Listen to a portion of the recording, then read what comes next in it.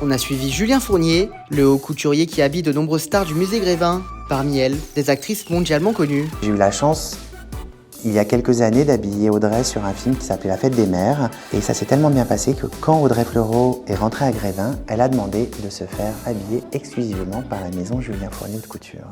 Et en fait, cette robe est une robe fourreau, très simple, à manches, kimono, comme dans les années 50 et 40, à découpe anatomique, ce qui convient parfaitement à un corps comme Audrey. Ça faisait très longtemps que je rêvais de faire une robe en marqueterie de dentelle ancienne. Il faut savoir que la maison Julien Fournier achète des tissus anciens dans un souci d'éco-responsabilité. Monica Bellucci, quand elle est rentrée il y a maintenant quelques années à Grévin, elle voulait montrer sa plastique qui est juste incroyable. Cette femme avec cette petite carrure, c'était compliqué de l'habiller et il fallait lui garder beaucoup d'élégance et très vite, une robe transparente pouvait devenir vulgaire.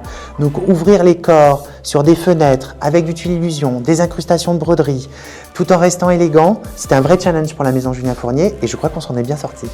Quand Grévin me demande de m'illustrer sur Angelina Jolie, c'est un vrai challenge. À l'heure actuelle, elle n'a plus envie d'être une espèce de bombasse sexuelle. Et d'un coup, quand Grévin m'a dit « penche-toi sur ce problème », je me suis dit « on va donner un côté masculin-féminin, une veste ailleurs avec un pantalon d'homme ». Et si on parlait de Penelope Cruz, en fait, Grévin m'a demandé de faire la plus belle robe rouge du musée. Et ça n'a pas été une mince affaire. Ça n'a pas été une mince affaire. Pourquoi? Parce qu'elle est en mouvement. Et qu'il fallait absolument lui faire une robe corsetée, red carpet, incroyable, en doupion rouge, avec un mouvement qui fasse que du coup, on ait l'impression que la robe bouge avec elle. Je pense qu'en fait, Pénélope, finalement, elle a un côté très rock aussi, et on ne pouvait pas la mettre non plus que dans une tenue très plan-plan, so boring.